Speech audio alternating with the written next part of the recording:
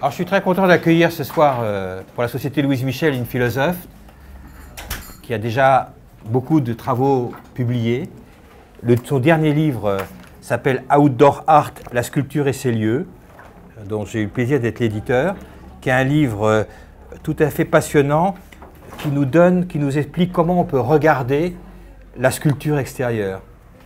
Et elle en fait à la fois l'histoire et la sociologie depuis la période du nazisme et du stalinisme, où il y a eu un type très particulier de statueur, et de la Troisième République aussi, jusqu'à nos jours, avec les œuvres les plus contemporaines, entre autres les différents mémorials de la Shoah tels qu'ils ont pu être constitués. C'est vraiment un très beau livre, et c'est un livre, il fait partie de ces rares livres de politique de l'art, avec une façon de prendre la question politique, on pourrait y revenir, très pragmatiste, puisque c'est évidemment pas étranger à ton travail sur le pragmatisme né aux États-Unis que tu as pu faire ce livre.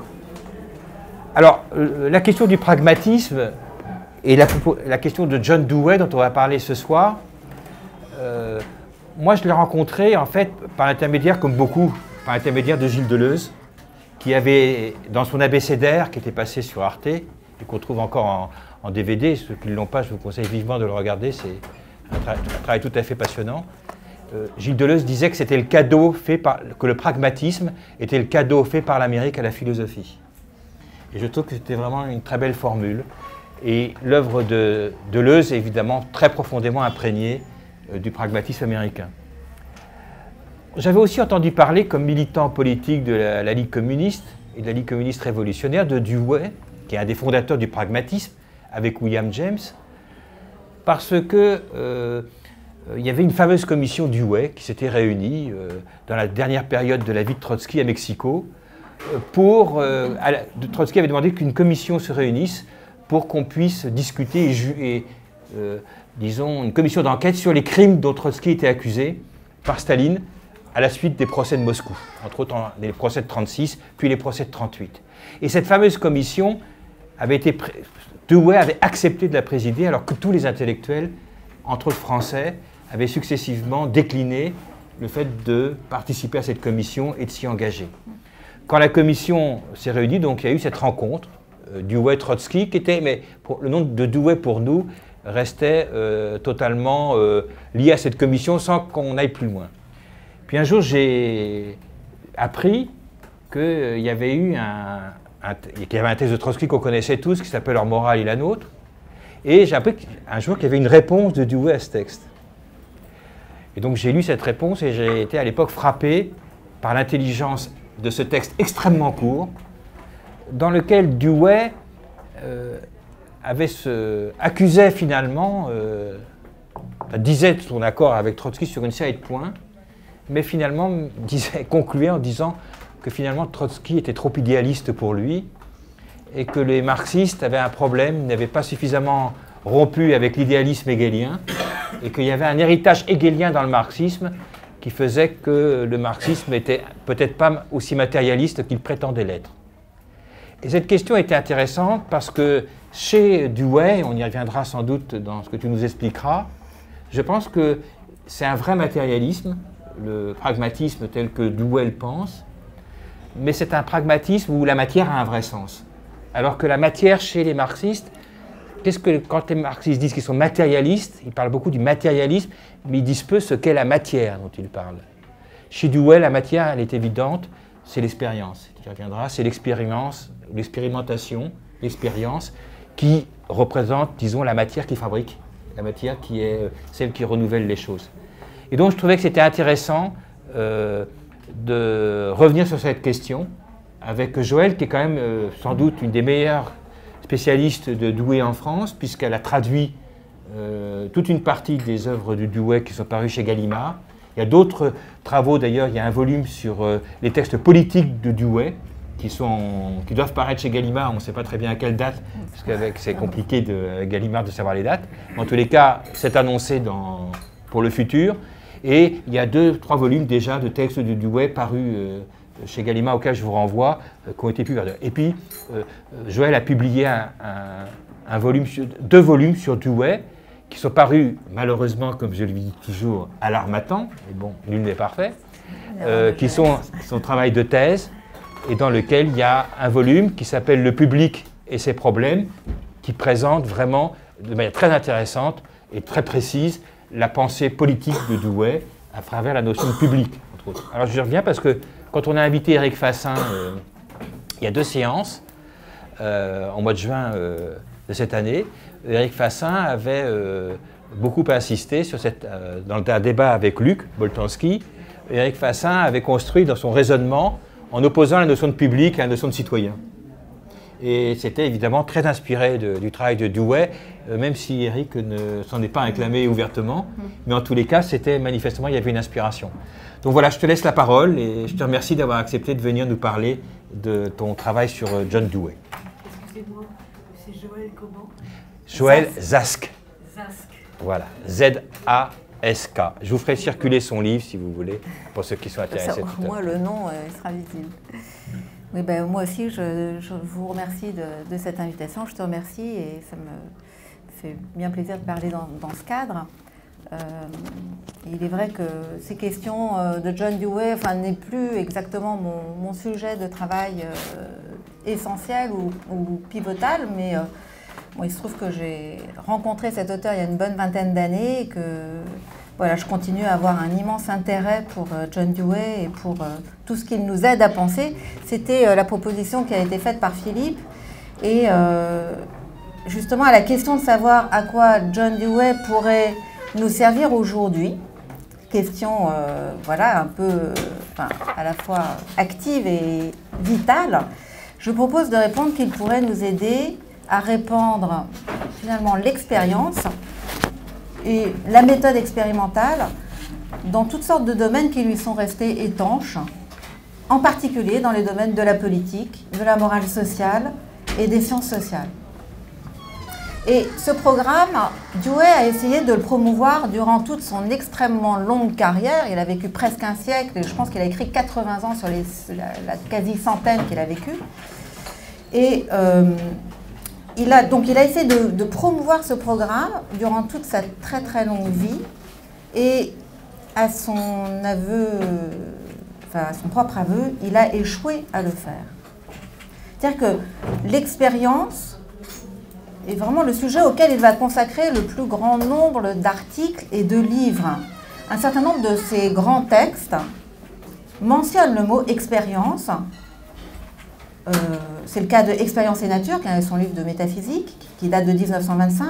C'est le cas de Art et Expérience, un texte qui date de 1934. C'est le cas de Expérience et Éducation, qui date de 1938. Et c'est aussi le cas d'un grand nombre d'opuscules qui mettent en relation l'expérience et la démocratie, l'expérience et la politique, l'expérience et le libéralisme. Et le mot expérience, ça n'arrête pas d'apparaître. Et pour vous donner le ton, dans l'un de ces derniers textes qui s'appelle Creative Democracy, The Task Before Us, qui nous attend, le travail qui nous attend, un texte qui date de 1939, il écrit que la méthode de la démocratie, c'est la méthode de l'expérience. Et également, je cite, que la démocratie est la foi en la capacité de l'expérience humaine de générer les buts et méthodes qui permettront à l'expérience ultérieure d'être riche et ordonnée. Et il ajoute un peu plus loin, la démocratie est la seule qui croit sans réserve au processus de l'expérience en tant que fin et moyen. Alors bien que ce terme d'expérience soit extrêmement équivoque, je propose qu'il serve ici de pivot pour explorer l'actualité de John Dewey par rapport à notre expérience, notre existence contemporaine, car justement cette existence qui est la nôtre est souvent décrite par nombre d'observateurs, essayistes, journalistes, sociologues, comme étant précisément coupée de l'expérience. Alors elle l'est de 2 manières. Premièrement, ce qui nous coupe de l'expérience, ce sont toutes nos habitudes mentales fermées sur elles-mêmes.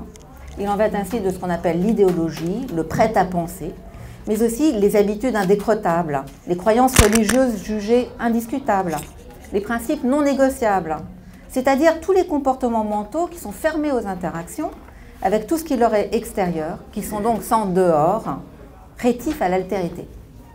Et puis de l'autre côté, toujours en faisant des petits prélèvements dans une vaste littérature variée, on assisterait à l'enfermement des individus dans des systèmes qui réduisent non seulement mentalement, mais aussi physiquement et matériellement, leurs initiatives et leur liberté, en vertu de mécanismes qu'on appelle depuis Marx aliénation et dépossession, depuis Foucault la surveillance, contrôle et évaluation, et depuis les années 1950, manipulation et terreur. À quoi s'ajoute aujourd'hui, dans bien des textes, par exemple d'après Yves Citon, injonction et programmation, qui substituent au désir et au projet individuel des trajectoires tracées d'avance. Finalement, dans tous ces cas, les individus se voient privés de leur substance individuelle, c'est-à-dire justement de la possibilité de faire des expériences, de se renouveler et de se développer, voire même, il faut le dire, d'atteindre l'état d'individualité. Alors ce qui est intéressant avec Dewey, c'est que je pense qu'il a perçu dès les années 1895 les risques énormes que ferait courir aux individus, comme d'ailleurs à la démocratie, la disparition de l'expérience, la disparition de la possibilité de faire et de vivre des expériences, c'est-à-dire la possibilité de renouveler les modalités de leur vie personnelle. Il a par exemple appelé individu perdu, dont d'ailleurs il décrit longuement la détresse, l'individu qui est coupé, en privé comme en public, de toute expérience personnelle. Il a également recouru aux idées d'aliénation et de suppression d'opportunités, aux notions d'enrôlement et de conformisme pour expliquer d'une manière ou d'une autre un état résultant de la disparition de l'expérience. Mais avant toute chose, on peut dire qu'il s'est efforcé pendant une bonne soixantaine d'années, et avec un succès extrêmement limité, et qu'il est toujours d'ailleurs, de clarifier le sens du mot « expérience », sur lequel je vais un petit peu m'attarder. Alors, avant d'entrer dans quelques détails, je vais citer ici l'un des derniers textes de Dewey, où il témoigne justement de son échec et de l'échec de sa philosophie de l'expérience. Il s'agit ici d'une réintroduction à ce livre que j'ai déjà mentionné, Expérience et nature, réintroduction qui date de 1951, c'est-à-dire un an avant la mort de Dewey, qui est alors âgé de 91 ans. C'est ce qui donne un caractère particulièrement poignant à cet extrait. Alors le voici. Si je devais écrire ou réécrire Expérience et nature, qu'on considère souvent d'ailleurs comme son texte le plus fondamental, alors si je devais écrire ou réécrire Expérience et nature aujourd'hui, j'abandonnerais le terme expérience, du fait que j'ai progressivement réalisé que les obstacles historiques qui empêchent de comprendre l'usage que je fais de ce mot sont en pratique insurmontables. J'y substituerai le mot « culture », car à mon sens, il est désormais fermement établi et il pourrait porter pleinement et librement ma philosophie de l'expérience. C'est à voir. Il écrit un peu plus loin, mais les événements ont pris un certain tour ironique que je n'arrive pas à comprendre et qui explique que les bases théoriques sur lesquelles repose l'usage utile et légitime du mot « expérience » sont historiquement identiques aux obstacles qui empêchent réellement que ce mot soit compris comme je l'entends. Et donc le but de cette présentation est d'essayer de comprendre le mot « expérience » comme Dewey l'entend, et vous voyez que c'est une entreprise assez présomptueuse et risquée. Mais je vais quand même m'y essayer, car je pense aussi que les obstacles à cette compréhension sont également les obstacles auxquels se heurtent la démocratie, l'humanisme et la paix. Alors à quoi tient cette incompréhension? Je pense qu'elle tient pour l'essentiel au fait que nous opérons sempiternellement des dualismes, c'est-à-dire une séparation entre le fait de faire une expérience et l'objet de l'expérience, ou l'objet dont on dit aujourd'hui qu'il est expériencié, suivant un anglicisme qui n'est pas très élégant. Alors c'est cela qu'indique John Dewey dans le même texte que je vous ai cité. Alors je reprends ma lecture. Je ne pense pas m'être complètement fourvoyé en entreprenant la tâche que j'ai entreprise. Je persiste à croire que, sur un plan non pas historique, mais théorique, il est fondé de privilégier l'usage du mot « expérience » pour désigner cet objet inclusif qu'il a été caractéristique de la part de la philosophie moderne, post-médiévale, de scinder en divers dualismes, celui du sujet et de l'objet, de l'esprit et du monde, du psychologique et du physique. Si l'expérience désigne effectivement un objet inclusif, alors elle doit désigner à la fois ce dont il est fait une expérience et les manières de faire cette expérience. Alors justement, habituellement, à cause de nos mentalités, nous avons tendance à déconnecter le verbe et l'objet, ou même à les considérer comme appartenant à deux mondes ou deux registres différents. C'est par exemple, ou ce fut par exemple, le cas de l'empirisme classique, qui considère que l'objet de l'expérience est un objet qui frappe nos sens. Nous recevons alors des informations passivement. Nous ne sommes pas actifs dans une action, mais réceptifs. Nous ne sommes pas acteurs, mais spectateurs. Et ça aura des incidences politiques vraiment très importantes. Mais il y a également le cas dans des philosophies, on va dire, subjectivistes ou idéalistes, où le fait de faire une expérience, c'est-à-dire le verbe, est sans lien avec les objets réels.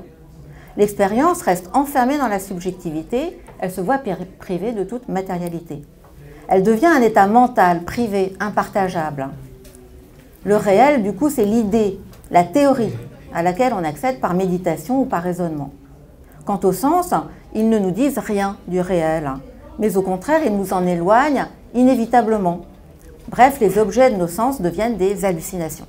C'est ce que Peirce disait, et c'est des idées qu'on va retrouver un peu au cœur, d'ailleurs, de la philosophie de Wittgenstein. Ainsi, je pense qu'un assez large spectre de conceptions polarisant le fait de faire une expérience, de l'objet de cette expérience, pourrait être exploré. Mais je vais laisser de côté cette tâche de le faire, pour insister donc sur le fait que l'immense intérêt et l'actualité de la philosophie de Dewey, c'est de les rendre tributaires l'un de l'autre et continus l'un à l'autre. Alors qu'est-ce que l'expérience ? En quoi résulte-t-elle d'une relation étroite entre le sujet de l'expérience et l'objet de l'expérience ? Il faut d'emblée la distinguer de deux attitudes. D'une part, être seulement impressionné de l'extérieur, d'autre part, agir pour agir, par exemple par impulsion ou spontanéité. Au contraire, je dirais par contraste, l'expérience telle que Dewey la conçoit correspond à la situation qui est atteinte lorsque nous parvenons à connecter un cours d'action à quelque chose dont nous nous ressentons. Et, il faut le préciser, dont nous nous ressentons de telle manière que cela provoque comme une brèche dans le continuum de notre existence.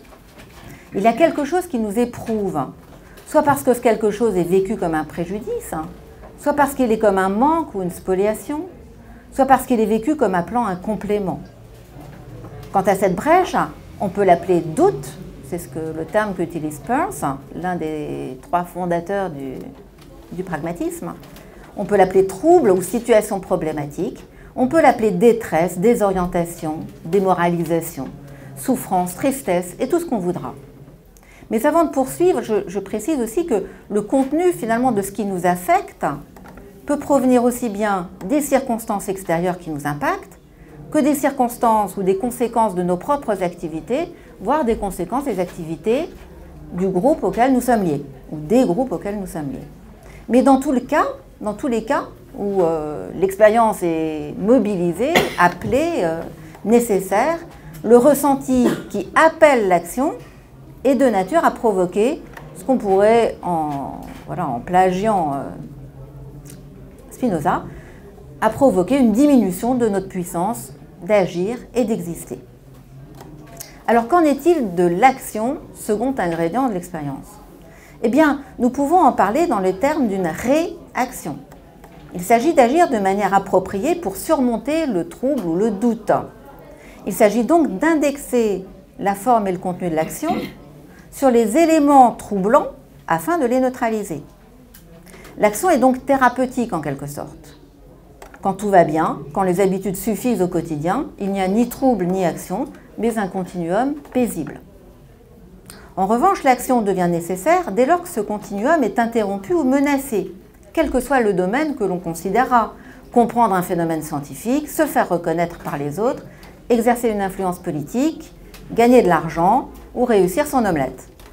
Le but, c'est de changer la situation préjudiciable, autrement dit de transformer le monde, pour parler comme Marx. Elle doit pour cela s'ajuster aux circonstances qui la motivent, viser juste, bien tomber. Le fait de faire une expérience doit donc être relié à l'objet de l'expérience. Alors il y a plusieurs aspects qui découlent de ces remarques. Premièrement, même si l'action est une réaction, il ne faut pas la confondre avec le comportement au sens behavioriste du terme, comme une réponse conditionnée par le stimulus qui lui donne naissance. L'action ici n'est pas dictée, elle est provoquée. Elle dépend d'un plan qui n'est pas donné, mais qui est à inventer. Bref, elle dépend de ce que John Dewey appelle un plan d'action, c'est-à-dire une idée, une hypothèse à tester, un projet à réaliser, une théorie à vérifier. Tous ces termes sont équivalents chez Dewey. Une théorie n'est rien qu'un plan d'action. Et dont, évidemment, la validité dépend des conséquences qu'il produise quand on agit sous sa conduite. Alors, deuxièmement, la réussite du plan d'action en question n'est pas automatique. Loin s'en faut. Souvent, les tentatives pour éviter l'échec ou pour surmonter le trouble échouent. Et ce trait est le propre de la démarche expérimentale, ou de la logique expérimentale, comme en parle Dewey, d'ailleurs que Rorty réprouve en quelque sorte. C'est-à-dire cette démarche qui procède par essai, erreur, tâtonnement et vérification. Vérification dont la validité est d'ailleurs toujours provisoire. Mais ce qui est important ici, c'est que même si elle n'est pas toujours concluante, l'action qui est en jeu suppose la liberté. Je veux dire que dans la perspective pragmatiste, l'action n'est pas conditionnée, encore moins déterminée. Ou plus exactement, elle est conditionnée peut-être, mais au sens où elle dépend de certaines conditions. Ces conditions ne sont pas la cause de l'action. Elles en sont les moyens ou encore les ressources. Par exemple, l'expérience de la conversation, on peut penser à Zimmel, repose sur une ressource partagée, à savoir une même langue. L'expérience artistique repose sur une éducation, qui en est la condition. L'expérience de la marche repose sur le fait d'avoir 2 jambes ou de prothèses. Bon. On ne peut pas dire en tout cas que la langue, par exemple, détermine la conversation, puisque le fait d'avoir une langue en commun ne débouche pas nécessairement sur une conversation. La langue commune rend possible la conversation sans pour autant la rendre nécessaire. En tout cas, la langue commune ne dit rien ou ne dicte en rien ni l'occurrence de la conversation, ni son contenu, ni sa teneur plus exactement. Alors ceci permet d'apporter une précision supplémentaire.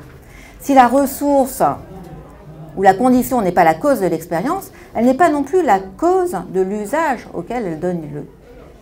Je prends ici la notion d'usage au sens que lui a donné l'anthropologie culturelle de Boas et Sapir, ou au sens que lui a donné Wittgenstein, qui doit d'ailleurs beaucoup à l'anthropologie culturelle. Faire usage peut être distingué d'une part d'utiliser ou instrumentaliser, au sens où l'individu fixe à l'objet sa règle et l'objet doit s'y soumettre, mais on peut aussi distinguer faire usage de l'emploi, au sens où à l'inverse l'objet est accompagné d'un mode d'emploi fixe auquel l'individu doit se soumettre. Un usage, par contre, existe quand l'activation de la ressource ou de la condition est liée à la liberté d'un usager, et réciproquement quand la nature de la ressource est modifiable en fonction des activités du sujet ou de l'individu.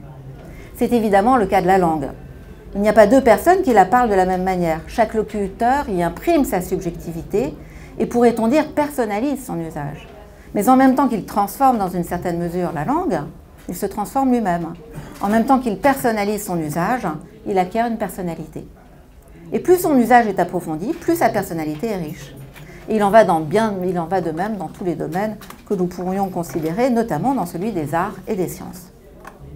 Bref, qu'on parle de ces ressources de l'expérience en termes de moyens, de facteurs, de capacités, de dispositions, on comprend qu'elles ne sont telles que dans la mesure où elles peuvent faire l'objet d'une grande variété d'usages, dont aucun, en vertu de la définition proposée, n'est totalement contraignant.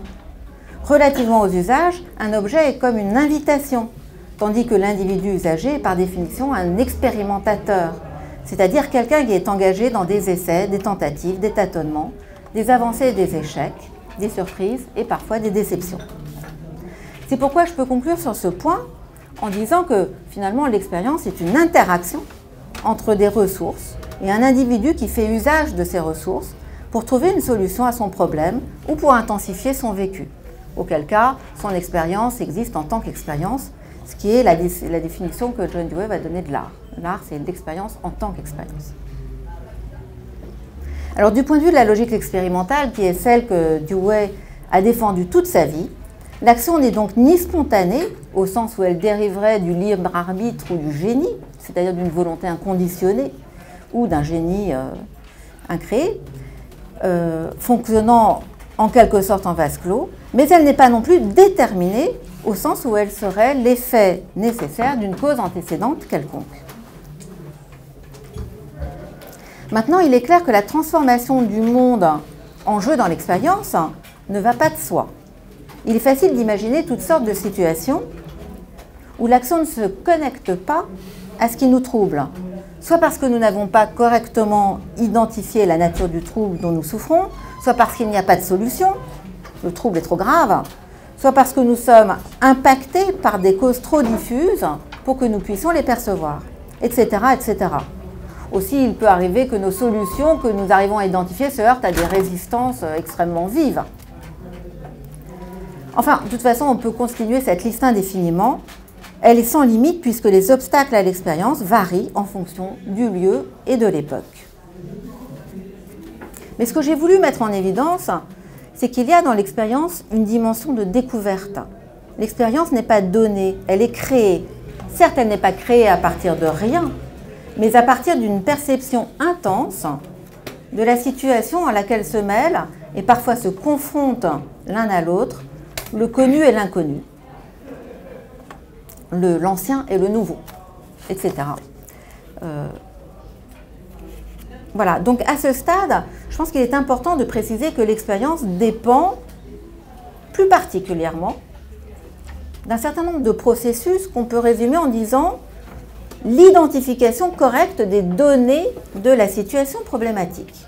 Ce qui va nous expliquer pourquoi l'expérience transforme le monde, effectivement. En gros, pour échapper à une situation de ce genre, il vous faut découvrir des éléments concrets que vous allez utiliser en vue d'une transformation.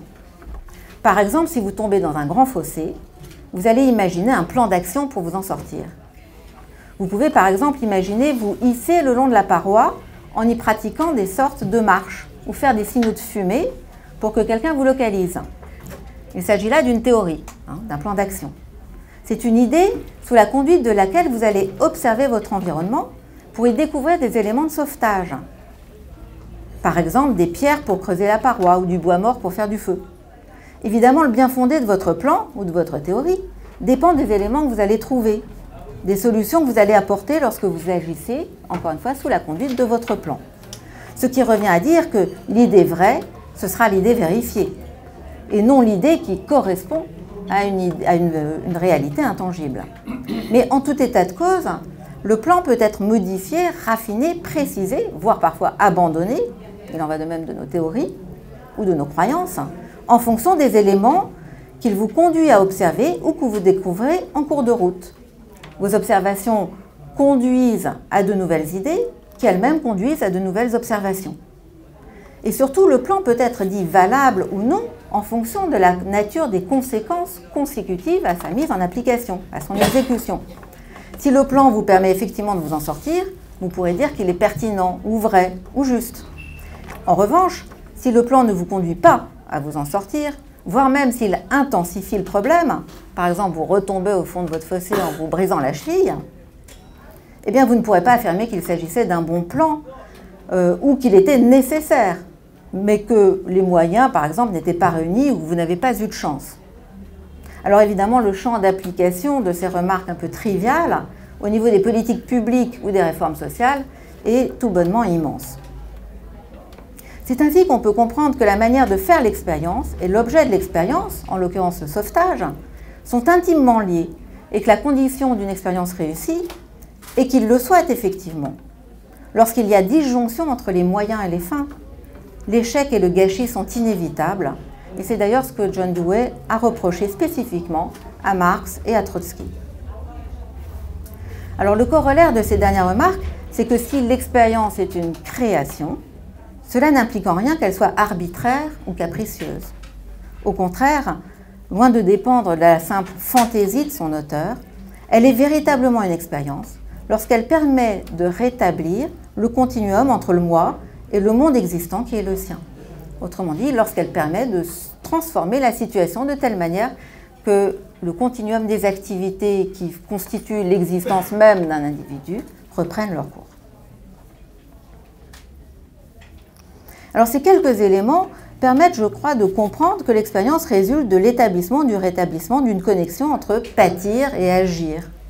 Une action sans le plan dicté par un problème n'est qu'une agitation, tandis qu'un ressenti qui n'est pas interrogé par un projet d'action se traduit par un état d'impuissance. On peut penser ici à Rousseau, hein, qui souhaite se couper du monde et qui finalement, faute d'action, faute d'activité, se décrit la vitesse à laquelle reviennent ces mauvaises pensées contre lesquelles il a voulu lutter. Et sur cette base, je pense que nous pourrions circuler facilement dans toute l'œuvre de Dewey. Je les ai présentés un peu comme une mise en bouche, une introduction. Je vais donner quelques indications de leurs applications à droite et à gauche en fonction des domaines considérés.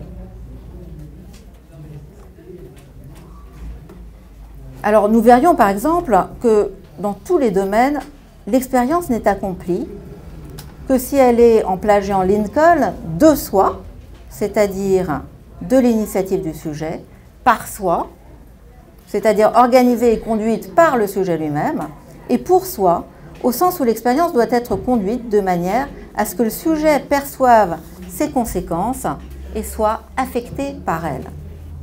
Car c'est ainsi qu'il peut ensuite sécuriser celles qu'il souhaite conserver et apprendre à éviter les mauvaises.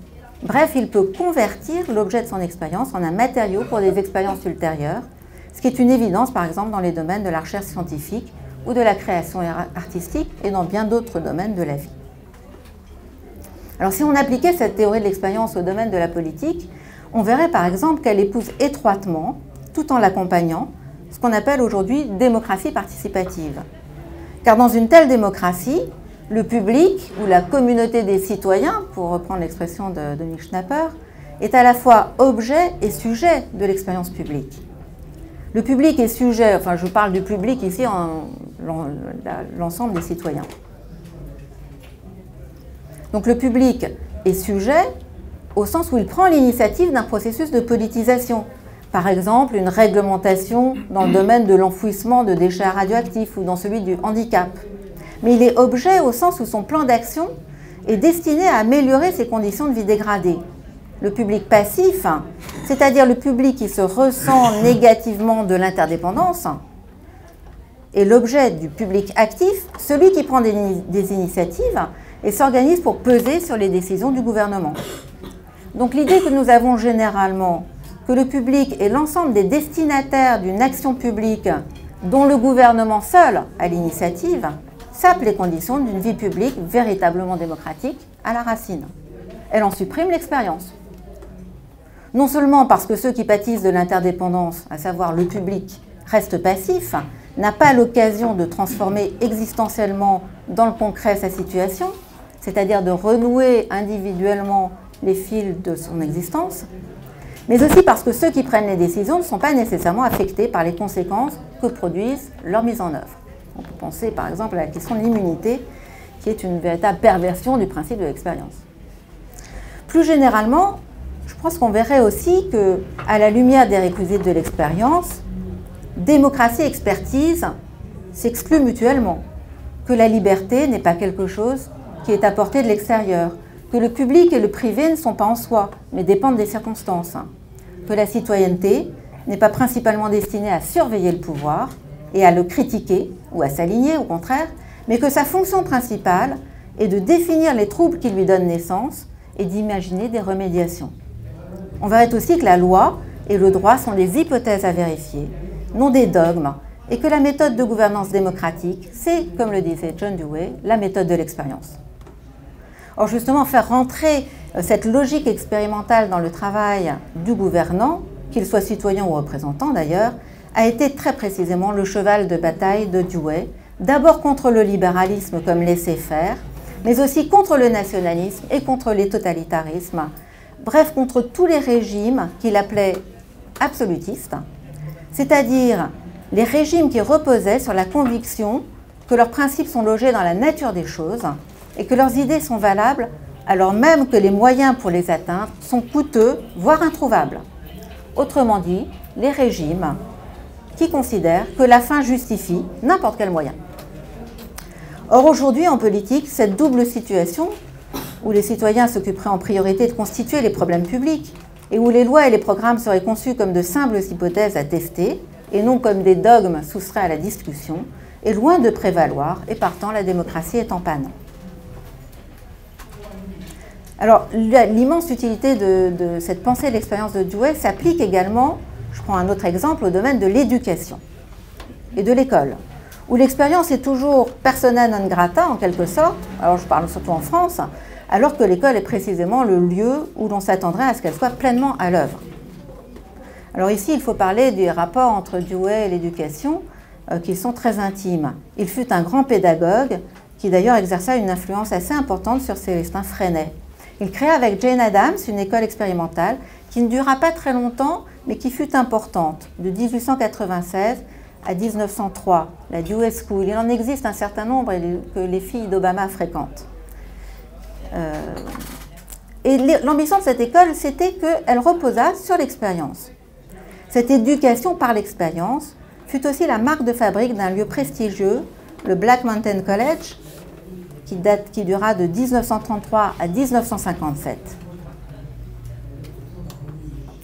Il faut aussi dire que si le public en France de Dewey ou même ailleurs, en matière d'esthétique, de métaphysique ou de pensée politique, a été très discontinu et plutôt maigre, en tout cas depuis les années 1950, ça n'a pas été le cas de son public de pédagogues, qui en France est resté constant, nombreux et actif.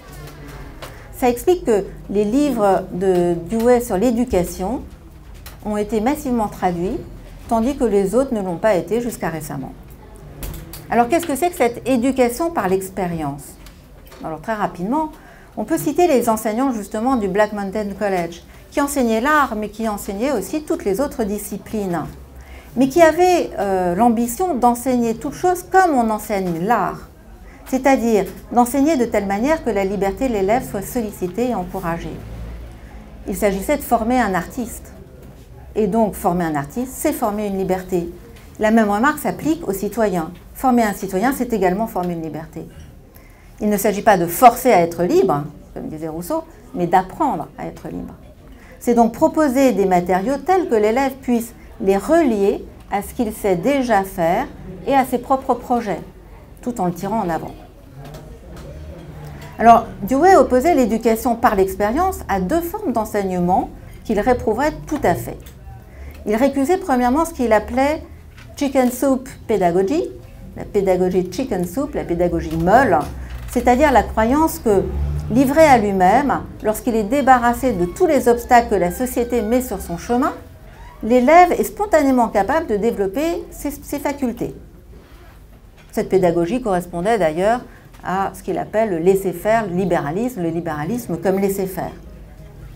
Et deuxièmement, il opposait l'éducation par l'expérience à la pédagogie traditionnelle, qui consiste, très schématiquement, à vouloir déverser la culture et les connaissances dans l'esprit de l'élève considéré comme étant vide au départ.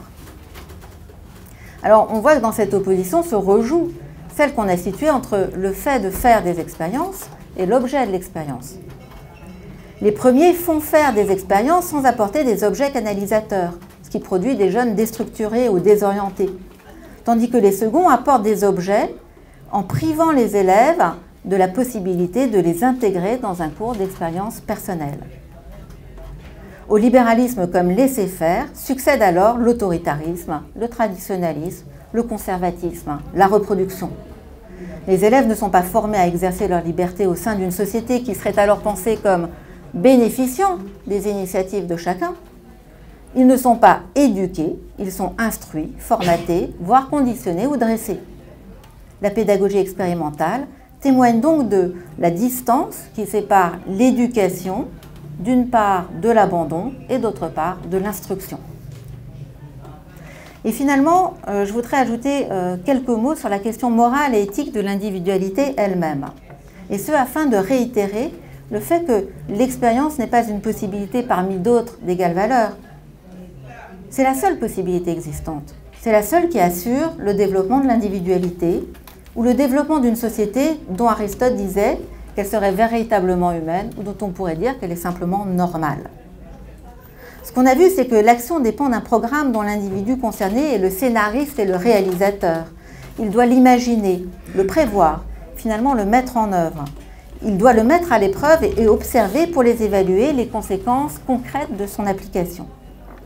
Quant à l'évaluation des conséquences par rapport à la finalité poursuivie, elle est également loin d'être évidente.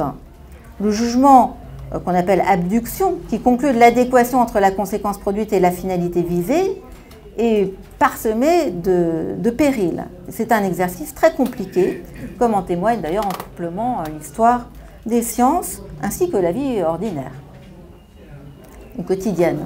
Bref, afin de mener son expérience à son terme, l'individu concerné doit s'engager fortement. Il doit produire les conditions de ses observations et de la vérification de ce qu'il observe au cours d'une sorte de dialogue avec le réel, dont la tenue, là aussi, est très problématique. Si tant est que le classique conatus est un champ d'application, je serais tentée de dire que c'est là qu'il se trouve. Le soin apporté à l'expérience et l'effort d'exister, ce que signifie le conatus, peuvent apparaître comme une seule et même chose, en raison de sa nature dialogique, dynamique et éprouvante aussi. L'expérience n'est clairement pas quelque chose qui se greffe sur un individu constitué par avance. L'individu est un résultat lui-même, celui qui provient de ses propres expériences. Et j'insiste là-dessus pour montrer que l'expérience et l'individualité sont totalement solidaires et conditionnés l'un par l'autre. Il n'est rien d'autre l'individu que ce qu'il devient sous l'effet de son vécu. Le marcheur, le voleur, le peintre, le musicien ne sont pas des individus au départ nus, comme le voudrait le libéralisme, puis dotés de qualités secondes, contractées sous l'effet de leur milieu, tandis d'ailleurs que leur vrai moi ou leur moi profond subsisterait sous la surface des contingences de leur socialisation ou de leur culture. Mais ils sont ce qu'ils font. Leur personnalité provient des choix et des positions qu'ils ont prises par rapport à des possibilités d'expérience et des conséquences de leurs activités sur leur propre développement. Celui qui vole est un voleur. Ce n'est pas un substrat sur lequel viendraient se déposer accidentellement et progressivement des attributs, mais c'est un ensemble de virtualités. L'individu, on peut le définir comme un ensemble de virtualités que les expériences orchestrées par une éducation appropriée et par un entraînement mènent à exister. Alors on connaît bien George Herbert Mead dans ce domaine. Il fut très proche, Mead, il fut très proche de Dewey. C'est un auteur important qui sert d'ailleurs aujourd'hui de référence, ou qui a servi de référence à Habermas, qui sert aujourd'hui de référence à Axel Honneth, c'est-à-dire par des auteurs qui ont tenté d'amender, je dirais, la conception marxiste de la construction du sujet humain par un brin de pragmatisme. Alors, Mead en particulier est connu pour avoir démontré que la formation du soi, le self, se fait par l'intermédiaire de l'expérience sociale. Pour le montrer, je vais très vite, il a mobilisé par exemple les concepts de jeu comme game et de jeu comme play. Alors la différence est importante en anglais. Celui de prise de rôle, celui d'identification, d'abord à un autrui généralisé, ce qu'il appelle l'autrui généralisé, puis à un nous. Alors on peut suivre cette psychologie sociale chez bien des auteurs, mais aussi bien sûr, il me semble, chez Freud ou chez un certain nombre de ses élèves. Et dans tous les cas, ce qui est important en résumé, c'est que l'individu apparaît comme le fruit d'interactions sociales dont il est pleinement le participant, les deux vont ensemble, c'est-à-dire dont il fait véritablement l'expérience, sans quoi il n'y a pas d'individualité. Et la distinction entre individu et individualité serait utile à introduire ici pour distinguer justement la conception de l'individu comme une chose toute faite de la conception de l'individu comme le résultat de ses expériences dont il est, encore une fois, le participant actif. Alors, chez Dewey, là aussi je reviens sur son actualité et à quoi il nous sert aujourd'hui à penser, il y a cette même analyse sociale et aussi linguistique de l'individuation. Mais il y a quelque chose de plus, à mon avis. On peut dire que la relation expérimentale, d'après lui, est constitutive de l'individualité, qu'elle soit sociale ou pas. Alors il ne s'agit pas ici de hiérarchiser entre ce que Rousseau appelait l'éducation des choses et l'éducation des hommes, mais il me semble qu'on trouve chez Dewey, de même d'ailleurs que chez la plupart des grands philosophes américains, chez Emerson, chez Thoreau, chez Peirce, chez James dans une certaine mesure, une valorisation de l'éducation des choses, quelle que soit l'époque de la vie considérée. par l'expérimentation s'établit un dialogue avec la nature, avec les animaux, avec le jardin, avec les matériaux, avec les instruments de laboratoire, avec la ville. Certainement, tout cela n'advient que dans la mesure où le langage a été acquis, mais le fait que la relation aux objets extérieurs dépende d'interactions sociales n'implique pas que le processus d'individuation soit intégralement social ou dépende intégralement des relations sociales. Bref, c'est une hypothèse, mais il y a chez Dewey une sortie hors du face-à-face interhumain, bien sûr hors de l'intersubjectivité, et donc un effet de réel, au sens psychanalytique du terme, qui me semble aujourd'hui d'une importance cruciale. Quand John Cage définit l'expérience comme une action dont l'issue n'était pas prévue, et John Cage a enseigné au Black Mountain College, dont d'ailleurs Dewey était l'invité d'honneur permanent et le président pendant quelques années, il est très proche de la conception de Dewey. Or, accueillir l'expérience se trouve au cœur de sa pédagogie et de sa conception de la musique. En tant qu'enseignant, John Cage recommande qu'on enseigne aux étudiants de donner une chance à ce qu'ils perçoivent et qu'ils n'avaient pas prévu de percevoir. Pour Cage, la perception contient une part d'imprévisible qui est une chance pour l'individuation comme pour le monde où elle se situe. Et ce point de vue fait écho d'ailleurs à l'un des points les plus saillants de la philosophie de Emerson, qui lui aussi intègre dans toute perception une dose d'imprévisibilité à laquelle il recommande de faire bon accueil. Il explique que la perception qui nous arrive n'est pas de notre fait. C'est pourquoi il dit qu'elle est fatale. On ne choisit pas ces perceptions, mais ce qu'on peut faire, c'est les considérer, s'entraîner à les intensifier et en faire le matériau de notre travail. Emerson, comme Cage plus tard, affirme finalement que la prise en considération de ce qui, dans la perception, ne vient pas de nous, mais du monde extérieur, c'est-à-dire la reconnaissance dans notre propre perception d'une part d'altérité, correspond à la vertu qu'on appelle le courage. Alors en conclusion, l'expérience, l'individualité et la démocratie sont des mots différents pour parler de la même chose. Considérer leur synonymie, ça n'est pas une posture ou une pose. C'est une manière de montrer que la méthode expérimentale et l'expérience, au sens que j'ai essayé de dégager, a beau supprimer l'idée de nécessité, de fin ultime, a beau supprimer également l'idée de loi intangible, elle n'est pas pour autant sans boussole. Elle n'en est pas moins sous-tendue et organisée par un principe permanent qui est selon les cas un devoir, une méthode ou un but, à savoir la formation et le renouvellement de l'individualité de chacun d'entre nous. Alors, je vais donner le dernier mot à John Dewey en citant un petit extrait d'un court texte intitulé « I Believe » qui date de la même année, 1939, que « Creative Democracy ». Le voici. Au cours d'une contribution antérieure, j'ai dit, il s'agit du public et ses problèmes, qui est un texte qui date de 1927. Alors, j'ai dit, les individus seront toujours le centre et le couronnement de l'expérience.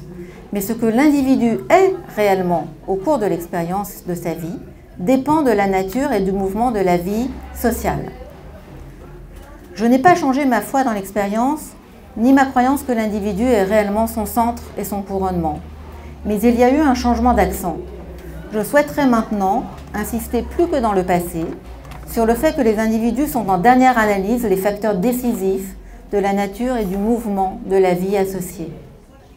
En reprenant ce problème à la lumière de la montée des États totalitaires, je suis conduit à insister sur l'idée que seule l'initiative volontaire et la coopération volontaire des individus peuvent produire des institutions sociales qui protégeront les libertés nécessaires pour accomplir le développement d'une individualité véritable.